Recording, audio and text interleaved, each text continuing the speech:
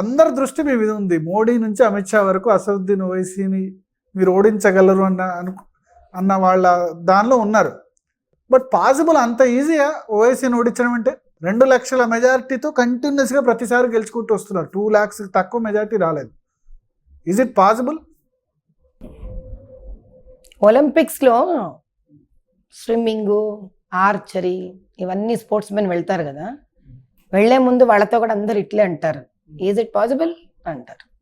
World cup కోసం వెళ్ళేటప్పుడు మన వాళ్ళని కూడా అంటారు, is it possible. IIT entrance రాసే ప్రతి పిల్లాడితోనే చుట్టుపక్కల వాళ్ళు ఇట్లే అంటారు, ఈజ్ ఇట్ పాసిబుల్ అనేవాళ్ళు అంటుంటారు. కృషితో నాస్తి దుర్భిక్షం. That's it. గెలవడానికే యుద్ధ ప్రవేశం చేస్తాం, టైంపాస్ చేయడానికి చేసే వ్యక్తిని కాదు నేను. ప్రతి యుద్ధ రంగంలోకి దిగే సైనికుడు ఈ యుద్ధాన్ని గెలవాలి అనే యుద్ధం చేస్తాడు.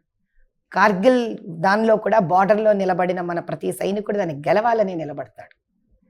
అలా నేను కూడా గెలవాలి అనే ఉద్దేశంతో యుద్ధ ప్రకటన ఇవ్వడం జరిగింది, నేను యుద్ధ రంగ ప్రవేశం చేయడం జరిగింది, పోరాడుతున్నాను. పిచ్ మీకు అనుకూలంగా ఉండాలి కదా మ్యాచ్ మీరు గెలవాలంటే. అంతా అనుకూలంగా ఉండే పిచ్లా గేమ్ ఆడితే ఏం మజా అండి. అనుకూలం నేను పిచ్లోనే గెలవాలి, కొడతా బంత్ అక్కడ కొట్టి సిక్సర్ అయితేనే మజా.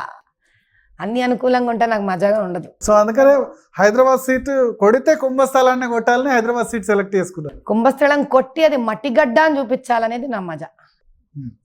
సో హైదరాబాద్ పార్లమెంట్ సీట్ విషయానికి వద్దాం. పాపులేషన్ అక్కడ ఎవరేమని చెప్పినా సరే పోలరైజేషన్ రిలీజియస్ ఆధారంగా జరుగుతుంది. ముస్లిమ్స్ అంతా కూడా వన్ సైడ్గా ఓవైసీకి ఓటేస్తున్నారు.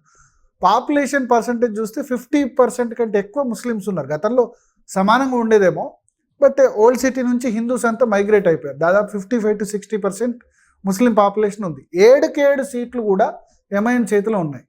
సో ఇటువంటి పరిస్థితుల్లో ఇంకా మీరు కూడా మీరు కానీ బీజేపీ నేతలు కానీ ఆరోపిస్తారు బోగస్ ఓట్లు చాలా ఉన్నాయని చెప్పి.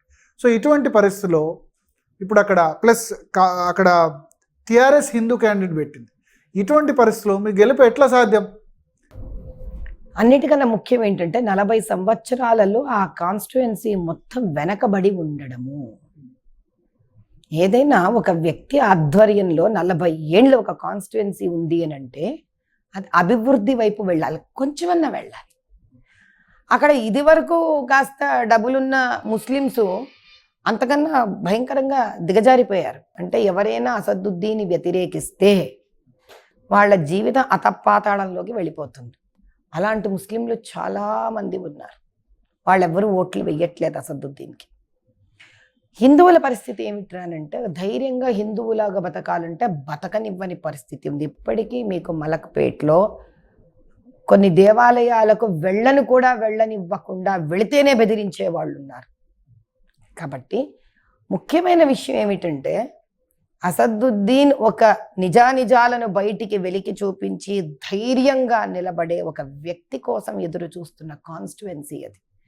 40 ఏళ్ళు వెనకబడిన కాన్స్టిట్యుయెన్సీ.